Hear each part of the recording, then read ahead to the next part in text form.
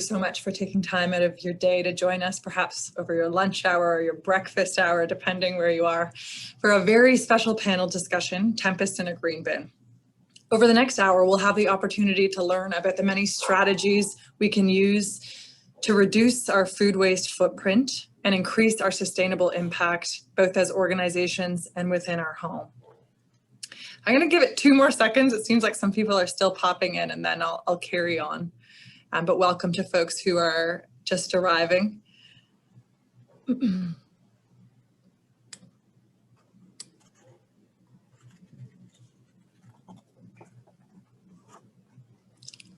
Okay, I think we'll get going. My name is Kira, and I'd like to welcome all of you today on behalf of Second Harvest. And for folks who aren't familiar with us, we are Canada's largest food rescue organization, and we work with food donors from right across the food supply chain, so from farm to retail, to recover unsold surplus food, which we redistribute to a network of nonprofits and charitable organizations across the country. And we do this through our fleet of trucks, through third-party logistics partners, and with our food rescue app, which we'll talk about a little bit more later. But Second Harvest has been doing this work, rescuing food, since 1985, and we began picking up unsold restaurant meals out of a hatchback. And as we've grown over the years, we've steadily been able to increase our impact. And so we're excited to share with folks that last year alone, we rescued and redistributed over 22 million pounds of healthy surplus food. So want to just again welcome people for this very special panel discussion, Tempest in a Green Bin. We're going to be diving in to different strategies we can use to reduce our food waste footprint, to increase our sustainable impact, both in our personal and professional lives. Second Harvest truly does want to start a revolution in how we value food, and it's going to require all of our inputs and all of our support. So we're very much looking forward to a great and lively discussion today about how we can make that happen. A couple of fun tech housekeeping notes, although I'm sure a year into the pandemic, many of you have a good handle on how Zoom works at this point. We ask that you maybe just take a couple moments to familiarize or remind yourself with some of the Zoom features. So you may have noticed as attendees have joined that you're muted, videos are turned off, the chat function is turned off upon joining, but there is a Q&A function at the bottom of your screen that you can use to interact with us. So we'd encourage you to send in any questions you have for our panelists throughout the chat, and the panelists are going to do their best to get to them and try and answer as many as possible in a Q&A period after the discussion if time allows. So a quick note for folks that this session is being recorded, and we'll also be sharing this recording along with event highlights and some key information covered after the event's over by email and on the Second Harvest website. We'd like to begin our event today with a land acknowledgement. While we meet today on a virtual platform, we would like to take a moment to acknowledge the Indigenous peoples of all the lands that we are on today, which we each call home. We do this to reaffirm our commitment and responsibility to improving relationships between nations and our own understanding of local Indigenous peoples and their cultures. From coast to coast to coast, we acknowledge the ancestral and unceded territory of all the First Nations, Métis, and Inuit people who call this nation home. Please join me in acknowledging the harms and mistakes of the past, and to consider how we can each, in our own way, try to move forward in a spirit of reconciliation and collaboration. Thank you. And now for some introductions. It gives me great pleasure to introduce you to the fabulous Bob Bloomer as our moderator for today's panel. Bob is a self-described gastronaut. He's a 7-time cookbook author, an artist, an 8-time Guinness World Record holder. And you probably know him as the creator and host of Food Network's award-winning shows Surreal Gourmet and Glutton for Punishment, but Bob has also been a long-time ambassador for Second Harvest, as well as for Love Food, Hate Waste, which is a national zero waste initiative that's doing really awesome work. Bob, welcome, and thank you so much for being with us today. I'll pass it over to you to introduce the topic and our panelists. Thanks. Fantastic. Well, thanks, Kira. Thank you so much for inviting me. Thank you to all of you who are here and spending an important part of your day with us, or a big part of your day.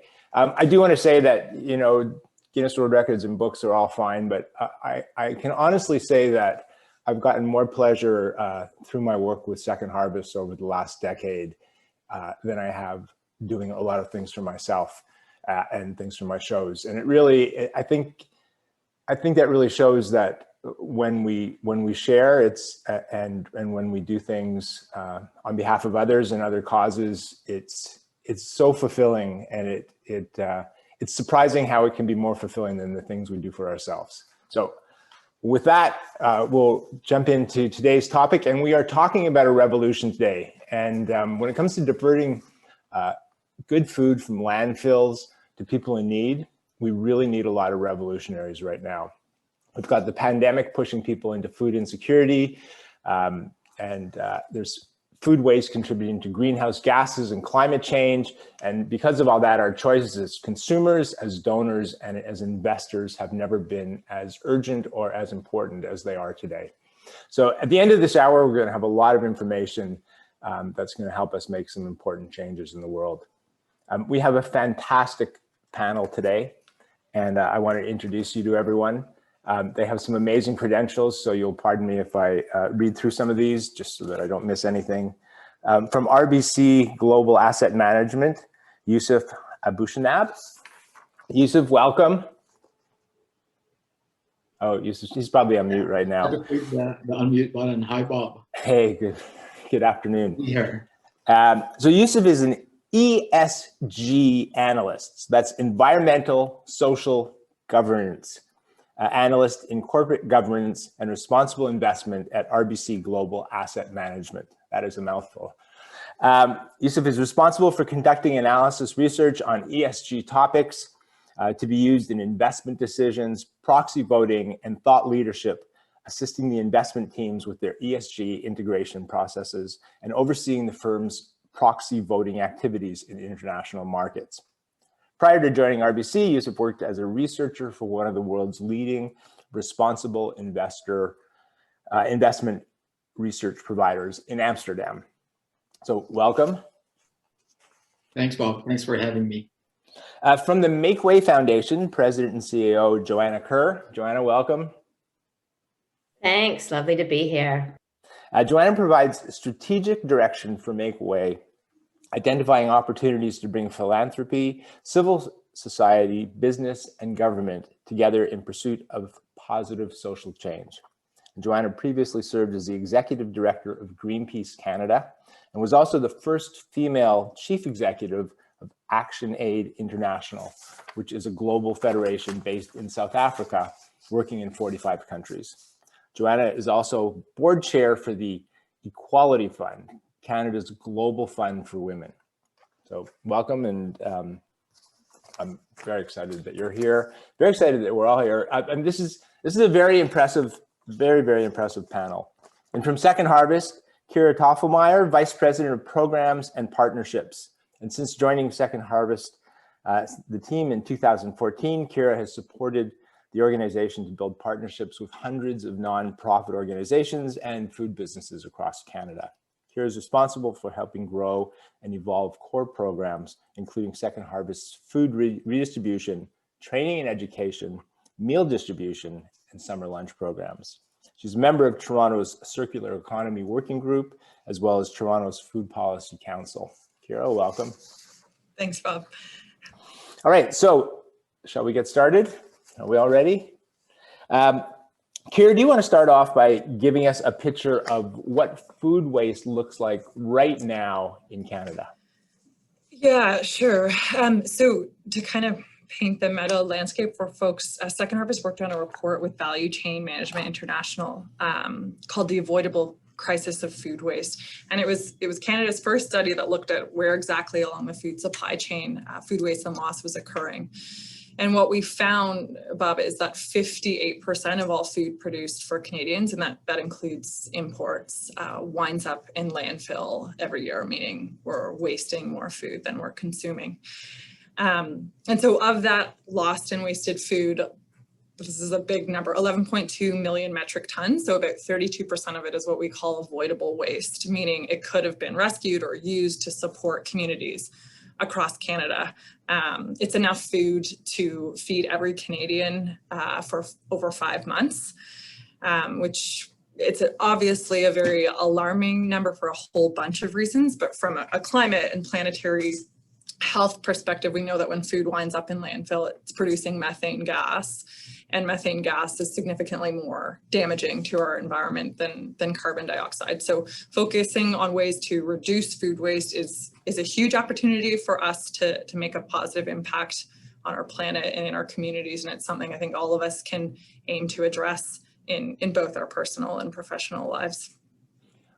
That's so much food. Can you just sort of summarize how this happens? I mean, it seems unconscionable, and it seems like if we're aware of it, that there must be ways to avoid at least a large percentage of that being sent to the landfills. Yeah, for sure, Rob. And I encourage folks to check out the Avoidable Crisis of Food Waste on our website for kind of a deep dive into exactly why it's happening and some of the solutions we can take on to address it. But it happens for, a multitude of reasons. As you can imagine, our food system is complex, but stepping back very broadly, as sort of a common thread that we saw right across the supply chain is just this culture of acceptance. So when asked about current levels of food waste, we heard from a lot of industry execs that it's just the cost of doing business. There's this level of waste that's expected and built into budgets. There's a lack of adequate, sufficient measurement, so not a standardized approach to how we're measuring, valuing, monitoring, and benchmarking our food loss and waste across the supply chain again. Sometimes just the convenience, so the ease of sending food to landfill. We heard in many cases it's just easier for some businesses to throw food away rather than take the time to donate it or figure out other on-site processes to keep it at a landfill. Date coding and labeling practices, so misconceptions about best before and expiry dates, which if I have the opportunity to, I'll ramble on about later.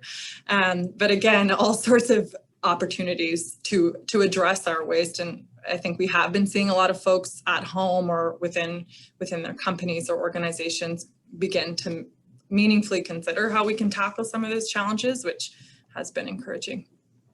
I read the United Nations Environmental Program released a report that pinned a lot of the responsibility for this on consumers. Is that accurate, and is that fair?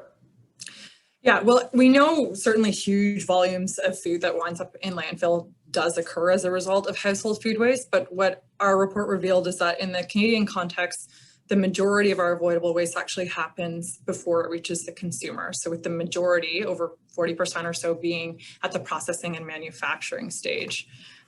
That said, we don't get, we're not off the hook here. I think we all know food waste is very much a consumer problem.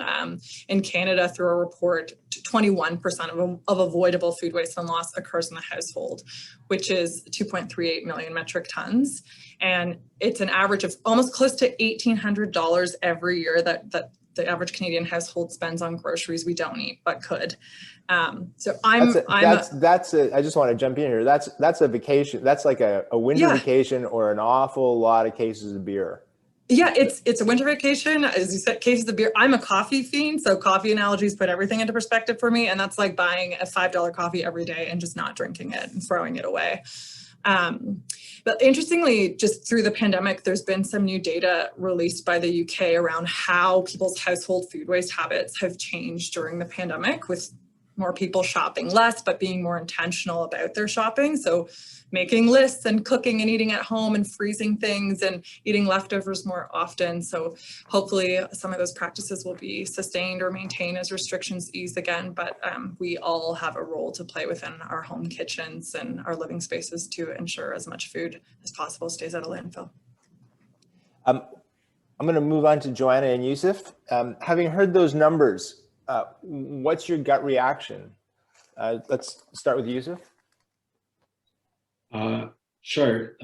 First of all, again, Bob and Kiara, thanks for having me here, and it's really an honor to join you guys on this panel. And from what Kiara was saying, clearly there is a growing consensus that we as people need to take action to address food loss and waste. And honestly, the numbers that Kiara just mentioned are horrendous, to say the least.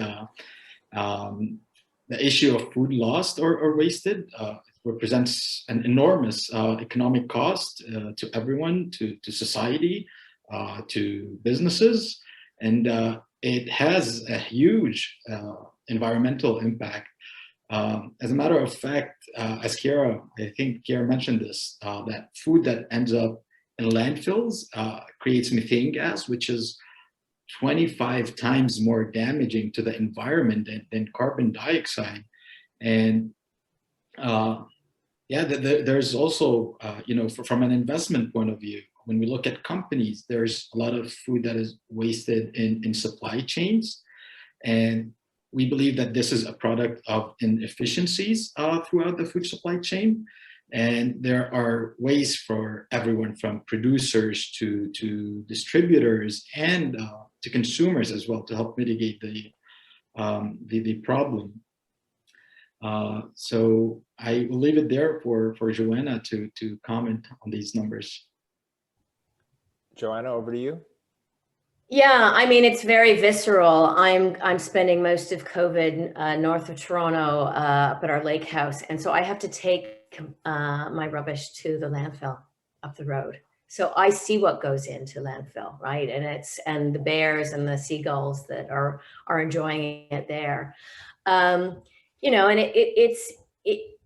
it makes me shudder what humans are doing to one another and to our planet, right? And the system is upside down, right? We've got, this is if you just talk about climate, this is the decade that we have to get this right. And so we have to pull absolutely every lever, and food is a critical piece of it.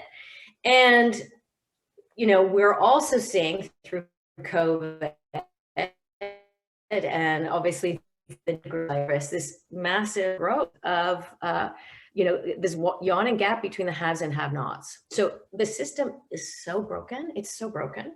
And so that's for me, like the visceral, the reaction is, of course, that's my puppy having to come and have a drink of water right now. So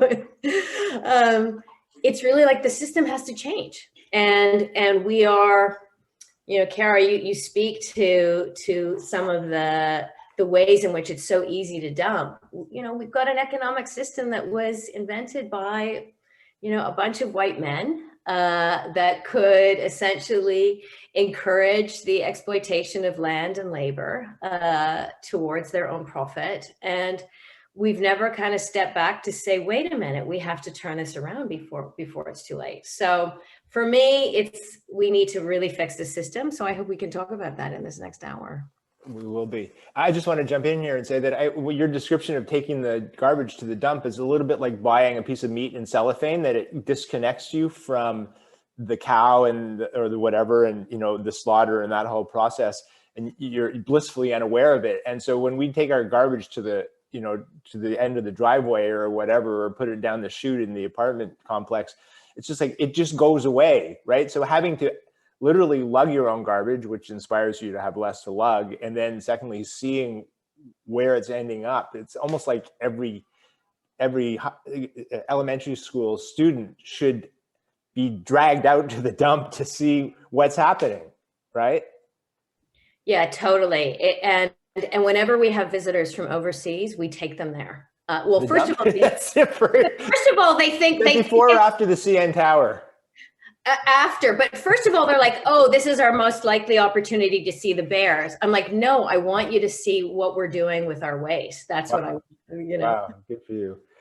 Yusuf, can you explain what environmental, social, and governance factors mean in the investment world? And how do you measure them too? Just maybe for starters.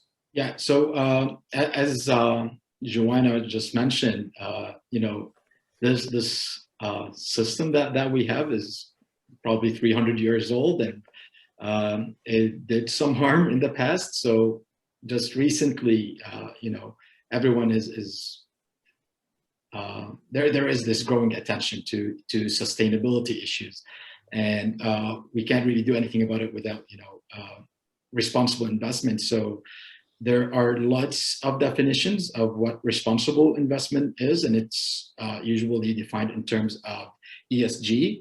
And broadly speaking, responsible investment is an umbrella term used to describe a broad range of approaches that can be used to incorporate these ESG factors into the investment decision-making process. And this incorporation comes in a range of approaches. I'll just go through the three main ones at a high level. So number one, we have ESG integration, which is the systematic integration, of ESG factors into the process. And that would involve analysis that go beyond the traditional financial metrics in order to understand the risks and opportunities that arise from these ESG factors. And ESG factors really do not call for, explicit exclusion of certain industries. It's more about understanding the risks and opportunities for each company and industry. The second broad approach, and probably this one is the one that causes most confusion, which is socially responsible investing. And that is the application of positive or negative screens to include and exclude companies from the investment universe based on a defined set of values. So this may include thematic investing, if we think like investing in a certain ESG theme like climate change or women's leadership. There are specific funds with these certain screens that are applied on these funds.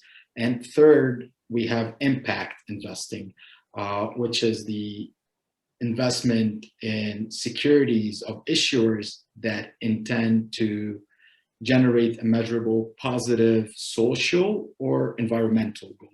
So these are the three approaches to responsible investment. And when we talk about ESG, the environmental, social, and governance factors, what we're trying to answer here for the environmental factors is, how does a company act as an environmental steward? So as investors, we look at a company's energy use, pollution, food waste is one of these environmental factors that we would look at, and natural resource management in general.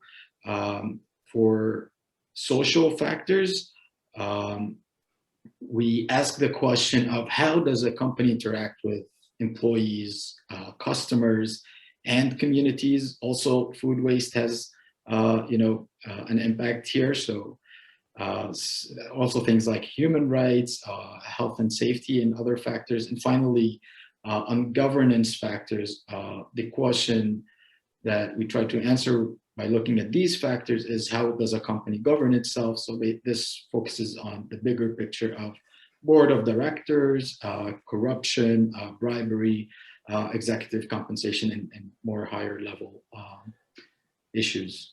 So Yusuf, let's say that I've saved up $1,000 this year, and I have 10 friends who've all saved up $1,000. Mm-hmm. How do we find out about these ESG ratings? Like, where do we find this information out? So there is information out there. As I said in the beginning, there is or ESG in general is gaining traction. So some investment managers just publish, how they approach these issues. And just recently, some of the largest ESG rating agencies and providers started publishing their own scores. However, these scores are very subjective. So each provider uses their own methodologies to evaluate companies and score them on ESG. And that's really based on their, proprietary quantitative and qualitative criteria.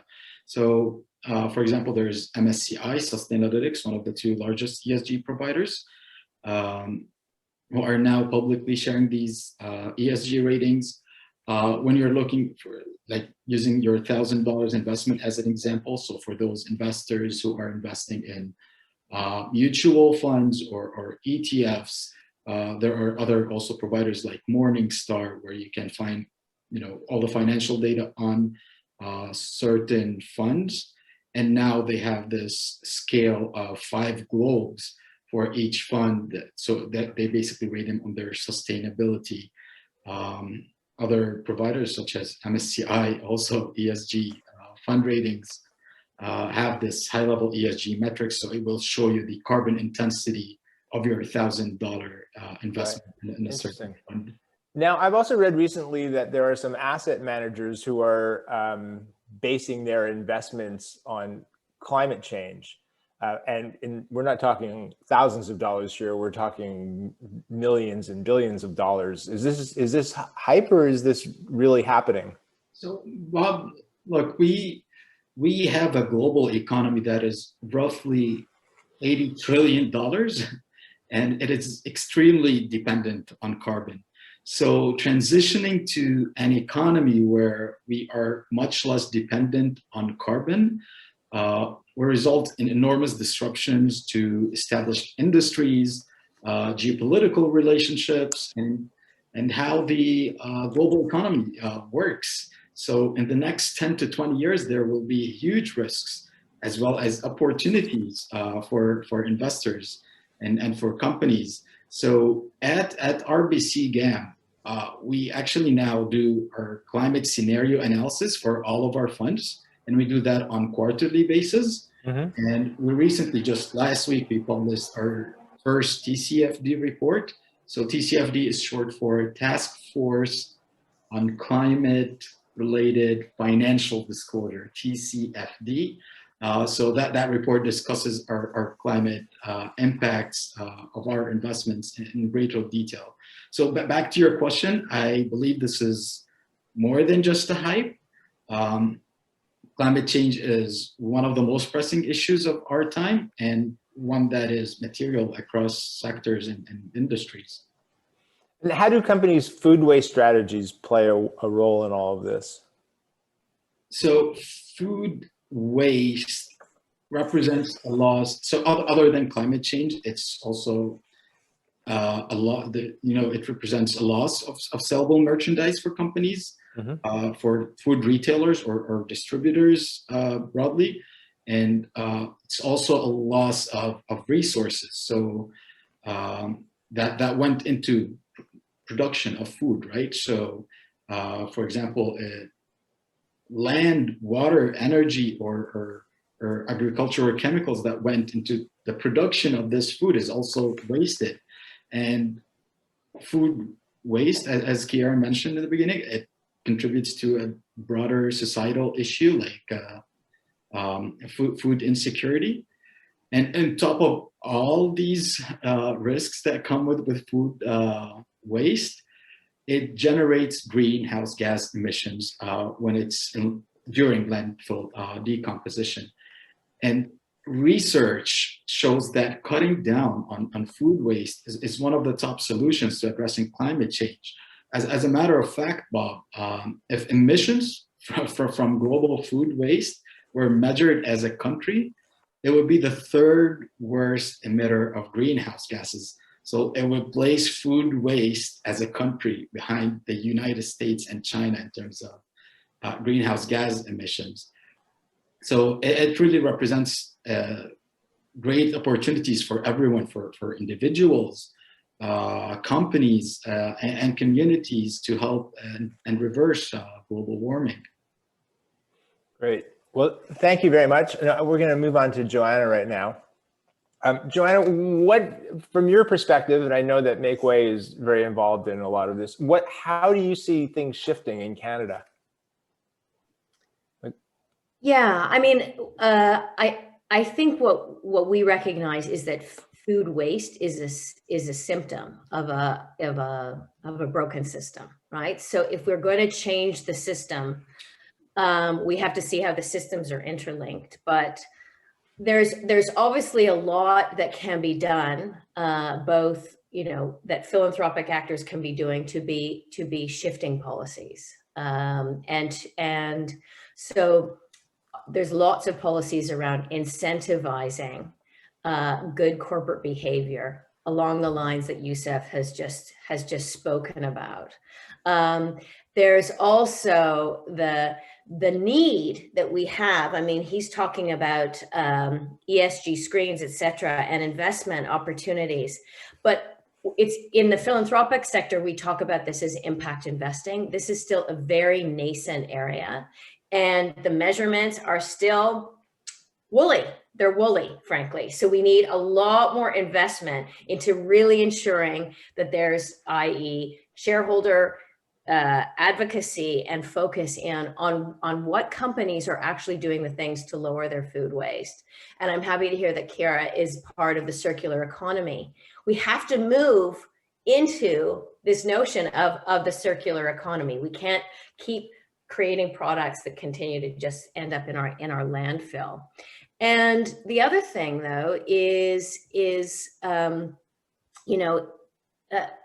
there needs to be much more attention to kind of behavior and culture change. And for us at Make Way, we are, for 20 years, we have been in reciprocal relationships with Indigenous people. And Indigenous people who have much to teach us about relationship to land and to food, and to respect to self, to respect to food, respect to land. And so we invest quite heavily in those relationships and grant making into communities who are building language and cultural resurgence, who are building community-based food systems that are, not something, of the past, but can absolutely be about, about the future. And also really trying to build those networks across urban communities and rural communities to get back into relationship with food. So just as you say, people have no idea where their waste goes, people also don't have a sense of where their food comes from, right? So, I was talking to, we have a project with Make Way called Hidden Harvest, not Second Harvest, Hidden Harvest. And Hidden Harvest and Not Far From the Tree, those are projects that are rescuing fruit from urban trees. Thousands and thousands of pounds of fruit are rescued and are shared with community food centers, et cetera. And Katrina was talking to me last week, and she was saying that when they're, they get all these amazing volunteers together and, they're picking trees right in neighborhoods. She was telling me the story of a bunch of kids going by and, one kid saying, "Hey, what are you doing?" And they're like, "Oh, we're picking apples here and we're going to be, contributing them."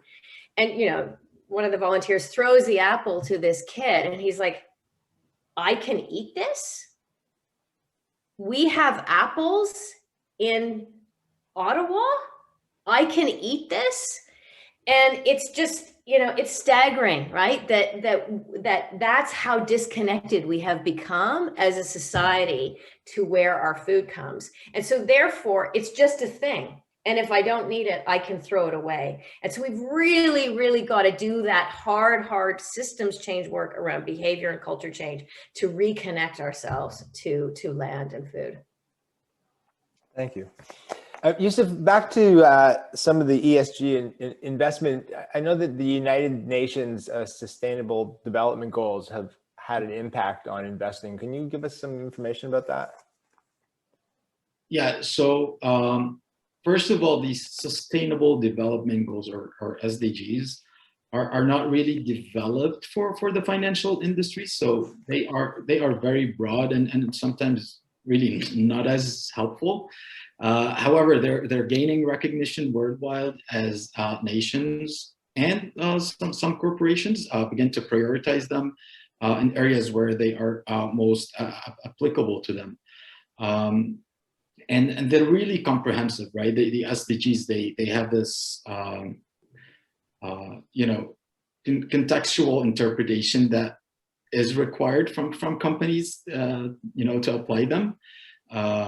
And they're not always applicable to companies. So I just wrote down here one of these SDGs 16.9, which is goal 16.9, which is providing legal identity for all, including birth registration, for example, right? This is unlikely to be attainable by enterprise alone. However, there are other goals that have greater relevancy, and where there's alignment with a company's purpose, then these SDGs can provide a framework, whereby this purpose can be turned into, better performance or a KPI for a company, or for investors to assess companies. And just tying this SDGs back to our topic, so we wrote this paper about a year ago and on food waste and loss in the investment space, and we tied some of the SDGs back to the food loss. And one example of that, where the SDGs call out food waste, is SDG 12.3, which falls under SDG 12, which is sustainable consumption and production, I believe, where actually more than 2/3 of the world's 50 largest food companies have set targets in line with this goal, right? So some SDGs are more applicable, I would say, than others in the investment space, but overall, it's not meant for investors only. Got it. Joanna, what role does the philanthropic sector have in helping end food waste? Yeah, I mean, it's a really important role. I mean, first of all, just to say that if the system is broken, right, and we have, let's just say our economic system is broken, the charitable sector is basically trying to fix all of the problems that it's created. So in the long run, hopefully there's no make ways, there's no second harvests, right? Like at the end of the day, we kind of want to change the system so that we don't need to be rescuing food, frankly, right? We want people to have living wages, to be able to buy food, and we want connection to land, et cetera, et cetera. But in the meantime, the philanthropic sector has a real role to play, one on funding policy research and policy work and great reports like Kira spoke about at the beginning of this. Also, it's financial support to movement building and to really, really innovative groups that are doing amazing things. And many of them are youth driven, women driven, indigenous driven, and led, so the real work that needs to happen around kind of movement building to shift power. Farmers also, real support to farmers groups.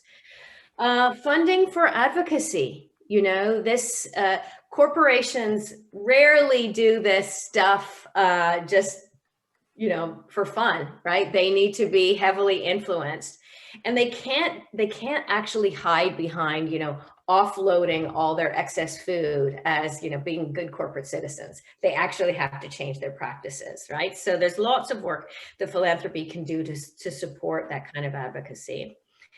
Similarly, all the work in Canada that philanthropy can be doing to support Indigenous communities to sustain their food sovereignty. These are groups, communities, First Nations across Turtle Island that want to come back to their connection to their land and their what they call country food, or their own food and their own way of growing. So the focus on food sovereignty. And I guess the last, just to connect with the whole investment field, philanthropy is heavily involved increasingly in the impact investment space. So, and an organization like Make Way, we host donor advised funds. So Bob, if you come into $1 million and you want to figure out how best to give it away, you could start a donor advised fund and Make Way, and you could ensure that all of the investment of that, before you donate it, all the investment of it is going into, not food wasting companies, into regenerative agriculture, into circular economy businesses, all the rest of it. So there is increasingly this play between the investment world and the philanthropic world to really shift private sector. I'm going to start saving now. There you go. Can you tell us about some of your make way projects that are impacting the food waste space?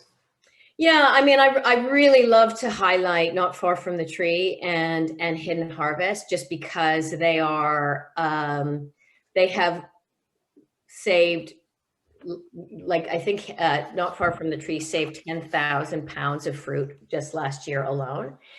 And what I like to tell people about is that there are so many groups across the country, because there's fruit trees everywhere. There's, orchards in our cities everywhere. There are groups that are starting everywhere. But we've found that in the past few years, 30 or 40% of those groups have disappeared because of lack of funding. So again, there's a real need for philanthropy to get behind some of these groups. But really, so much of our grant making is going to rural, northern indigenous communities. And so much of it has also, in terms of the COVID response, you never waste a good crisis. The opportunity to support communities around food insecurity at a time of COVID crisis, how to then shift that into building the legitimacy for food sovereignty, and where, because indigenous communities, they don't think about food over here. It's all connected to culture, to land, to wellness, to language. It's holistic, right? So we all have to start thinking much more holistically. We might be talking, Bob, right now here about food. Well, you might be talking food all the time, but my next call, I'm actually talking about transport. But we are all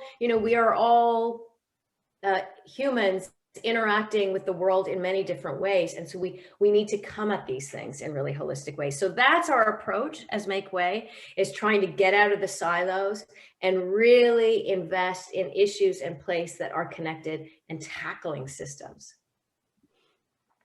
It's a lot to tackle, isn't it?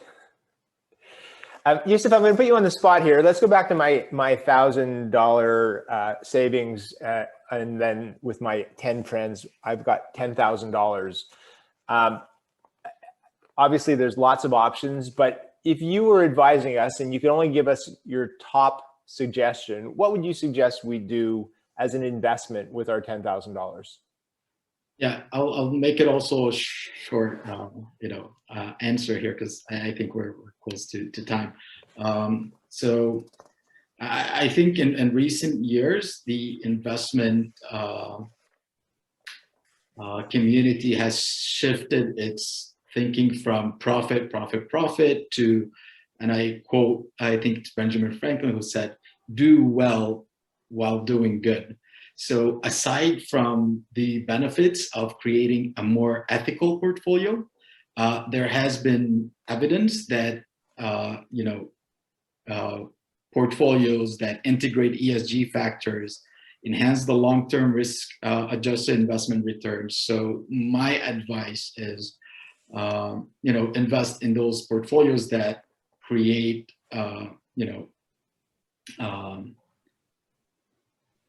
profits, and at the same time have a positive impact, using these dollars. So a lot of big corporations are moving towards that. And as we mentioned earlier, it is in their best interest also to manage sustainability issues, right? It's in the corporation's best interest to do that over the long term, to be more efficient and more sustainable. Joanna, I'm going to put you on the spot. So we've got $10,000. How would you direct us towards, or what would you, how would you say that we focus on picking a philanthropic organization to donate to? How would you succinctly help us make that choice? Bob, that's like having to pick your favorite child. And that's what I'm asking you to do. Or your top 3 rules for what to look for. Yeah, it's obviously an organization that is not just tackling the system, but is also tackling root cause, right? That would be my first rule. Mm-hmm. And at this moment in this history of this country, I would say make sure you're contributing to reconciliation and decolonization, right? And so that would be my second rule. And my third rule is to understand how these things are all interconnected. So make sure you're not identifying an issue that in a tiny silo. See how these things are interconnected, and $10,000 can go a very long way. The same way a little bit of wasted food times, a lot of other people's doing the same thing can go a long way in the other direction. Absolutely, absolutely. And Kara, on that subject, let's talk about what people can do in their own home kitchens. Yeah, and I just have to say it's been so interesting listening to Yusuf and Joanna, and what Joanna was talking about, the importance of behavior and culture change and our homes being a great place to start thinking more holistically about how the food we have access to reaches us, where it came from, educating ourselves about how it's gotten there. The apples and the crisper, or Bob, to your point earlier, the meat and the cellophane wrap. Just starting to think more critically about it, which shifts the way we value food. But there's lots of sort of hands-on practical things you can do today, which, Bob, I know you'll have a lot of fun, creative things to say about this too. I think sometimes our compost bins can be a bit of a crutch or rationalization. So, if you don't get around to making that salad you'd intended to, you might chuck those leafy greens in the bin and feel like, oh, well, at least it's not going in the garbage. And so I think that's one challenge we can sort of issue to everyone today, is to try and have an empty green bin this week, because you shopped smart and you didn't overbuy, and you were able to eat everything before having to toss it in the green bin. And another thing that I just want to quickly mention, Bob, I know I'm very passionate about this, is to educate ourselves around the difference between a best before and an expiry date. So to sort of Joanna's earlier points, there's a lot of work that can be done on a systemic level and policy level, but right now, understanding that difference, the best before date is not an indication of food safety. It's a packager's best guess at peak quality. So I always say, it's not like Cinderella where at midnight suddenly your yogurt spoils, if that's the best before date. So understanding that and understanding how to safely eat and use food long before its best before date is something really easy you can do sort of at home starting today. And Bob, I kind of want to throw that back to you, because I know you're a real expert in this space. What can folks do in their home kitchens now?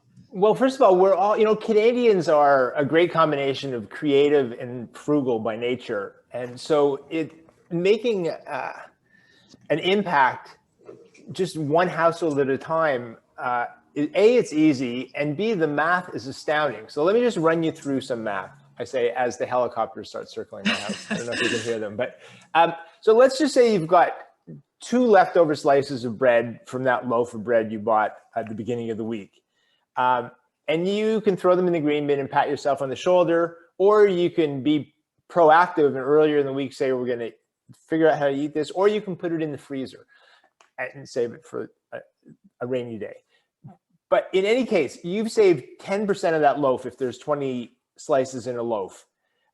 Multiply that times 52 weeks times 12 million households, and you're talking about 6 million loaves a year in Canada, that just by being proactive and saving 2 slices of bread a week instead of throwing them into the green bin, that's 6 million loaves. You multiply that times every single thing you buy, and that's an awful lot of food waste. So a couple of things that I like to talk about when I'm trying to inspire people to get into the world of being more conscious of food waste is, A, make it a family challenge. Pretend you're on, a variation on a theme of Top Chef, and give everyone the challenge of using up those things that are gathering in your refrigerator or, about to go off, and have a little family meeting at the beginning of the week, know what you've bought, and figure out how you're going to use it all up, because being proactive is half the battle. And then the other thing I always like to say is that just just imagine that there's a surveillance camera in your kitchen. Obviously there isn't, but imagine there is. And every time you go to throw out that last 2 slices of bread because you haven't taken the time to figure out how to use it, or taking the time to wrap it up and put it in the freezer, just imagine that all of your friends are seeing you actually throw that bread into the garbage or the green bin. And just that alone should inspire you to be a little more thoughtful about what you're doing in your own kitchen. And again, the math is astounding. If everyone just saves a tiny little bit of this, get that spatula, the rubber spatula out, and when you think your yogurt tin is, or your yogurt container is empty, there's always a couple of tablespoons that have clinged to the side. And again, do the math on those 2 tablespoons times the number of yogurt containers sold in a year in Canada. That's a lot of yogurt. What about in offices, Kara? Yeah, great question. And even though, a lot of folks aren't maybe in their offices now, when the time comes, first thing, like anything, you can measure and set goals as a team. So start to understand what's happening in your office space. We've worked with lots of companies who have assigned champions to lead internal waste reduction initiatives. Second Harvest offers free online e-learning courses on conducting food waste audits within an office or organization. And we are now offering corporate education training and workshops specifically on how to do this. And we work with you over a 2-week period to make some recommendations to explore that. So I think starting to measure and then set goals. And to your point, Bob, yeah, have some fun challenges or some fun pledging activities with your office staff to make it fun while people are sort of learning a little bit more about reducing waste on site. I also think if you're a food business, I have to plug it, you can register to use Second Harvest free app, our food rescue app, and donate any of your surplus that's still good to eat to local nonprofits and community organizations who are on the front lines supporting folks experiencing food insecurity. So yeah, I'd encourage folks though today, just if you are in an office environment, to check out some of those free e-learning modules we have online that can help get you started in terms of the food waste audits and labeling practices. Well, Kara, thank you. Thank you, Yusuf. Thank you, Joanna. This is fantastic. We've got some big picture things to think about. We have, in terms of investing, we have some small picture things to think about in terms of what every individual can do.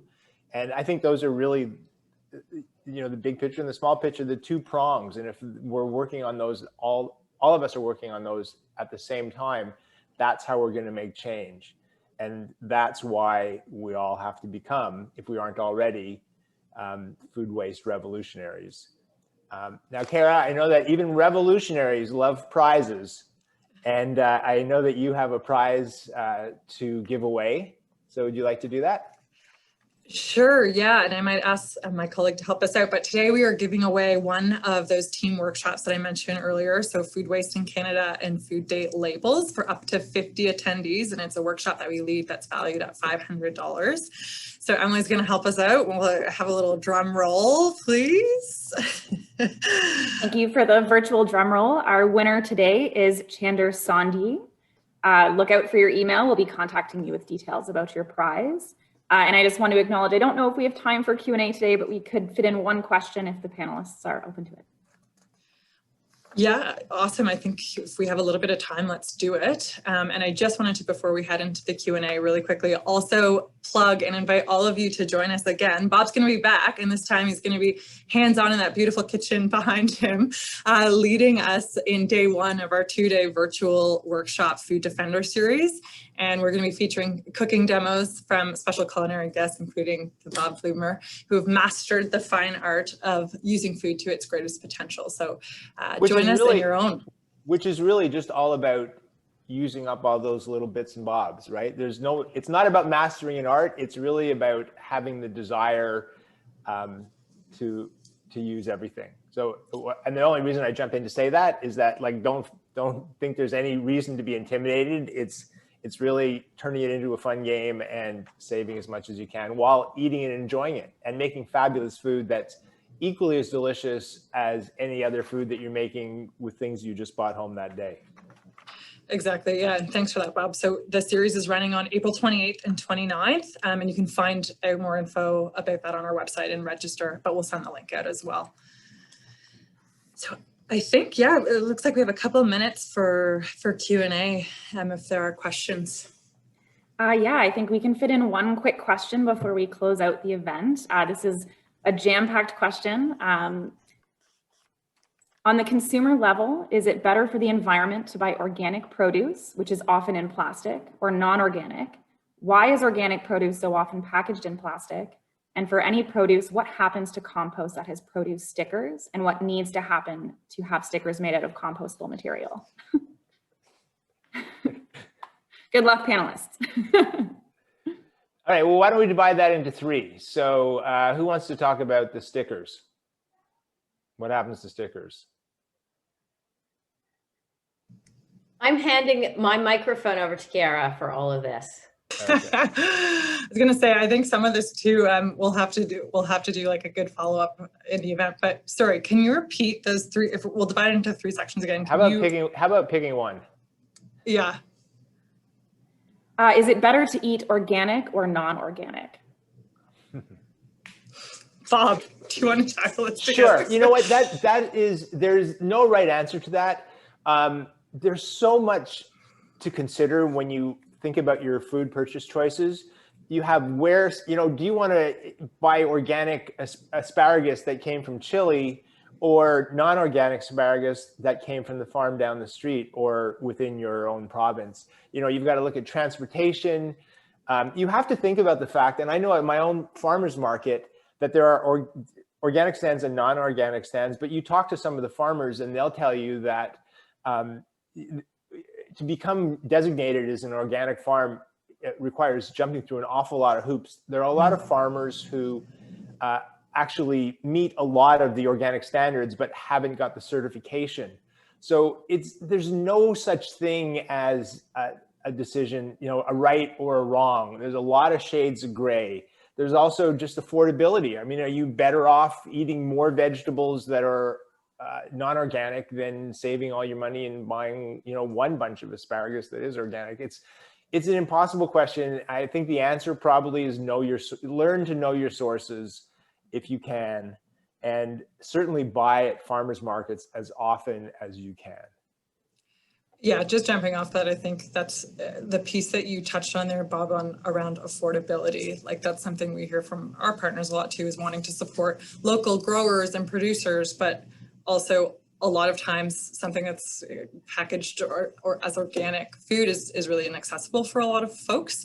And so, yeah, as often as you can, supporting local growers, but to your point, just educating yourself and really understanding where and how the food you're consuming has been produced. It's complex. Those are all really good questions because they're very complex issues that don't have a single answer, which is why we can't answer them all in the last 2 minutes of this hour. But I would like to I want to once again thank our three panelists, Kara, Joanna, and Yusuf. I mean, that was super informative, and it really addressed the breadth of this issue. As we were just saying, no solutions, no easy answers to any of this, really. But joining the fight is the most important thing, and everybody doing what they can do, be it in your own kitchens or the way you invest or the way you support business, voting with your dollars, voting with your time, with your energy. That's if everybody does something at whatever level you can do it at, we'll collectively make a change. And I think we've really learned that today. So thank you to everybody. We will be sending out a post-event package with today's recording, which I hope you'll all listen to over and over again in your cars or on your earbuds or whatever.